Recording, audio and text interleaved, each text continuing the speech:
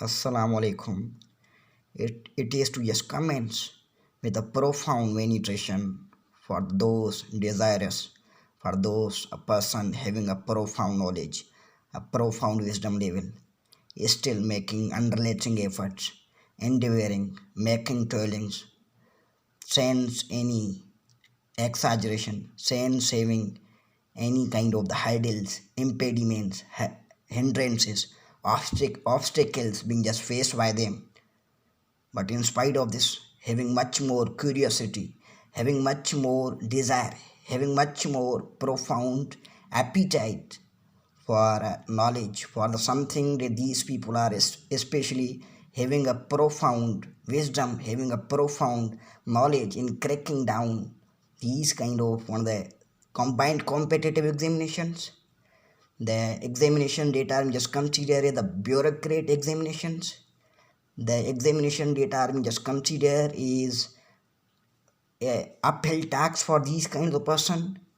In cracking down these examination is being just considered is a much more difficult task. I would say an uphill task, something that could not be just redressed forthwith.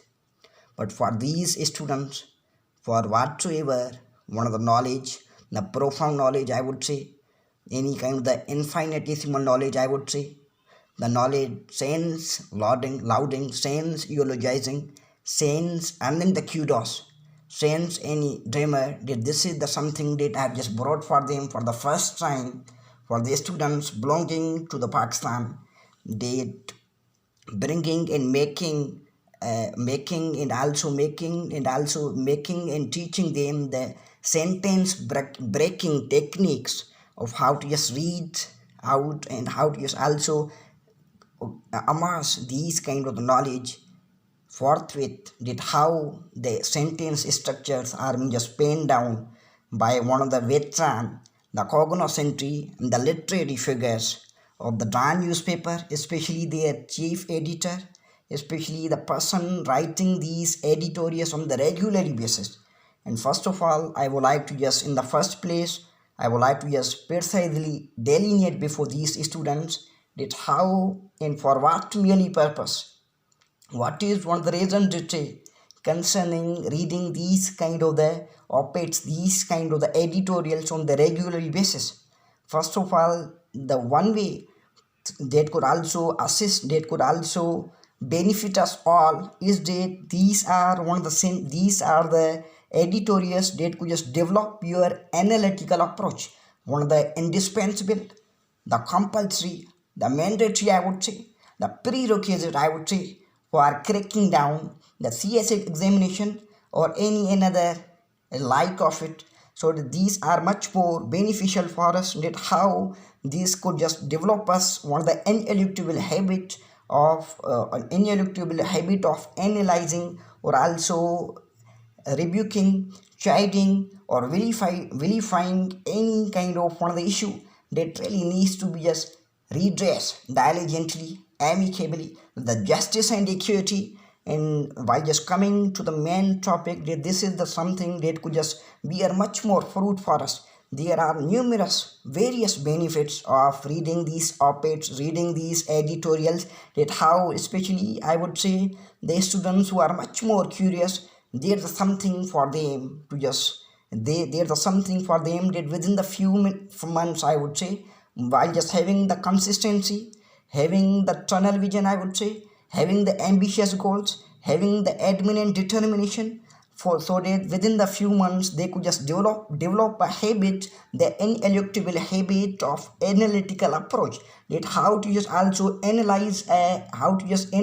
specific issue. For instance, right now one of the grave and significant issue taking place within our country concerning the PDM, that how there should be the analytical approach to just write down, to just pen down your write-ups, your articles concerning it, and how this could be just resolved, and how what should be one of the fair and the equitable solution, the authority concern,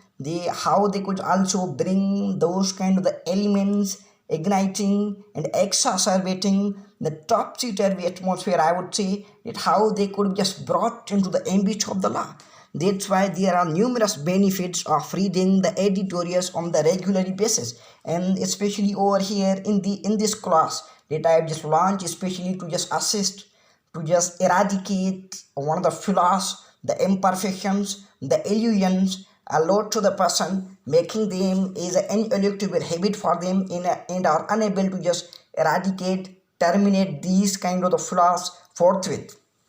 So while just coming over here, this is one of the sentence. This sentence streamlining madrasas. This is the topical. This is the topic I would say. Where is streamlining the madrasas? It means that's how the madrasa, one of the madrasa reforms is being just considered as the top priority for the successive government. For every government within our country, for every incumbent government, they haven't just left, they haven't just left any stone unturned while just making the toiling, the effort concerning this especially concerning this drastic paradigm shift in the watershed movement, I would say, is still not bearing the fruit for these people, and too much more resistance from our clerics, from our religious figures, the profound venerated figures, the profound venerated religious figures. But right now coming over here, that streamlining madrasa means to just ameliorate, to just make something better, that how something could be just considered as a better for them. That's how these kind of Dan newspaper, one of the most renowned newspaper within our country, one of the most, I would say, most read out newspaper within our country, one of the most person giving priority to the perusal of reading Dan newspaper regularly, where is while just coming over here ameliorating the madrasas, that how these madrasas could be just reformed, how their syllabus or anything else that the government, the incumbent government, the aim of the affairs, the top flights, the authority concerned, the corridors of the powers are eyeing unrelentingly. This is being just considered as a perennial one of the perennial tasks for them, that they are still unable to just also resolve it, unable to just also bring these things especially towards one of the way which could have one of the fair and the equitable solution for the incumbent government. While just reading this first sentence for you is that successive governments over the decades have grappled with the challenge of regulating the tens of thousands of madrasas that exist in the country with mixed results. Over here, there isn't any kind of the difficult things that allow to the person, especially the person not having any kind of thought in conversing and uttering, launching the colloquy with anyone else. But in spite, these are the two words that I just find, the one word I would say that I find it much more difficult that the person could just ever envisage over here, the grappled. Grappled means a person that is unable to just reach a conclusion with justice and equity, diligently, amicably, and especially in such a way that is much more laudable for them. Over here, this means the successive government belonging to the Pakistan, every incumbent government have just tried hard, attempted, made every effort over here resolving this issue, bringing the registration process into their top priority. But in spite, they have just failed. Their actions, I would say, the Fox Pass, the X Party, haven't just up to now bear the fruit for them. The process had gained renewed vigor after the events of 9/11, when American pressure on the Musharraf administration to do more in this regard set in motion the latest set of reforms initiative. This means that this was something that was means also commenced, especially in such a way when the Musharraf, the erstwhile president of the Pakistan, coming under the duress of the USA, was also made this policy as indispensable in bringing the reforms, bringing and ameliorating the ameliorating the those kind of any kind of the things and that he just considered that could be just ameliorated present in the madrasas. However, nearly 2 decades down the line, little of substance has been done, mainly because of the staunch opposition of the clergy to any government intervention in what they see as their domain. This means that this is owing to, in spite of just making much more endeavors, their toilings and their politic steps, the eulogizable steps, the unprecedented steps being just taken out, being just orchestrated. Judicious policies have been just orchestrated by every incumbent government, but in spite they haven't bore the fruit for them. This has just turned out to be as a something that their efforts have just go in vain, stating null and void, not bearing the fruit for them, owing to one reason they say. What should be the reason to take concerning it? The reason to take pertaining to these things not bearing the fruit for them, in spite of their unrelenting efforts, in spite of their perpetual efforts, is that the unrelenting opposition from the antagonists, the resistance, the antagonist groups, especially the antagonist of these people, asking the progress of this process over here, and they have also not led the government to just bring the reforms in these kind of the in the madrasas. As reported, out of the 30,000 or so madrasas in the country, only a paltry number, 295, applied for government registration. This is much more staggering, I would say, the dumbfounded, or something flabbergasted, or something that is also astonishing. In spite of 30,000 madrasas, only an infinitesimal number. The paltry means something that is much more similar. The diminutive, the formal words, the diminutive, the meaning of which is very small. That is also that you can just search in the Oxford's 8th edition dictionary, whereas it has been just mentioned as something that which is much more similar. This means that while just comparing the 30,000, only 295 mothers have just applied for the registration. But in spite, this is also being just considered as much more similar thing in comparison with the 30,000 the mothers that are yet to be just registered, with much more efforts, with much more the unrelating efforts, with much more politic measures that the incumbent government that is also taking over here. Moreover, seminaries took to the streets of the federal capital on Tuesday to resist the enactment of the Islamabad Capital Territory Waqf Protection Act 2020, with religious elements claiming the legislation was un-Islamic. Or this is the something that the Islamabad Capital Territory Waqf Protection Act 2020. This was the something not 2 months. It is something the only 2 to 3 months back from here. On October 27, this Protection Act was being just unanimously passed. This was being just passed over there so that this could just become an immutable law within our country, bringing something that could just bring reforms within our, especially reforms for the madrasas located within our country. But in spite, this was the something that these students, the seminarian students, the studious students were being argued by this act, considering it is un-Islamic, considering it is going against the Sharia of Islamic, going against Islamic law, going against the norms of the Islam. That's why,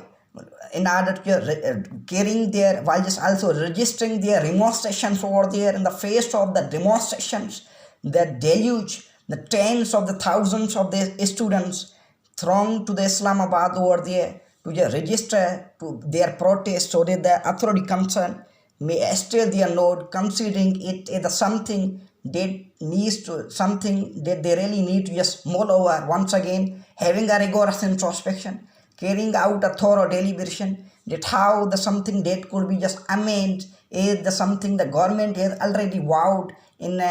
especially to the seminary leaders that they are claiming that should be just amended. While the federal education minister feels clerics will eventually come around to the registration process, there is little to suggest the procedure will be smooth. Over here, the education minister, Shafqat Mahmood, the veteran, I would say the reverend figure belonging to the cabinet of the federal cabinet of the Premier Imran Khan, the president, one of the sagacious and one of the important premier of Pakistan, whereas he is optimistic in the state of complacency that this is the something that there will be something that these kind of the people would once again enter and find themselves into the talks, and they could also register, they could also not impede, they could not just create much more hurdles, impediments before the registration process over there. This would be the something that would be that he is optimistic that could just bear the fruit for him. This could also prove to be as something that could just not go in vain, as it is just already proved to be null and void, proving to be the futile efforts, and the reality of this seems to fade further and further away. While just entering into the next paragraph, while madrasas have always been a part of the society, the radicalization of some seminaries is a part of Afghan Jihad, a state-sponsored experiment aided by the US and Saudi Arabia, created problems that are still with us. This means that he is one of the person, while just also going into much more, he is also acquainted with the profound knowledge of the history, while just going back, citing, mentioning, accounting. These were being just considered, these seminars were being just considered as a part of the something that the person were being just allowed to just launch their jihad. And this was the something that this was with the under the aegis of the USA and the Saudi Arabia, allowing these people to just conduct, to just launch and commence a jihad against those kind of the person having the underlying odium and making, especially eradicating the interests of the USA.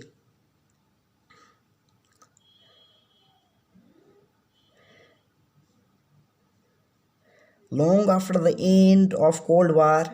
jihadi madrasas continue to contribute to extremism and sectarianism in society. This means that subsequent to the Cold War, the madrasas of the jihadi have just also contributed to these kind of the extremism. As per the writer, as per the writer who just penned down this this editorial citing, he is also of the view that these were the something that have just contributed to this have just contributed towards, especially towards the extremism, the sectarianism. This is what the something that he's not having back to just differ with it, but in spite he's just optimistic and carrying out whatsoever the thing, whatsoever the opinion, the something that he just concurring with it with his whole being. This is not to say all seminaries are involved in violence. This is what the something he is once again coming especially towards his reality, while just also not chastising and rebuking madrasas at all, while just giving eulogizable, while just penning down his eulogizable sentence over here, that all the madrasas should not be just viewed as something that they are also involved in such a manner, that they are also involved in, they are also exacerbating they are also rekindling the flames of the extremism, the sectarianism that were once been doused, but right now they are the only few that they being just considered, that should be just streamlined, that should be just ameliorated, and that should be just that should be just improved. But right now majority of the madrasas are not the something that they are igniting and fomenting the extremism and the sectarianism as per the writer who is just penned down over here.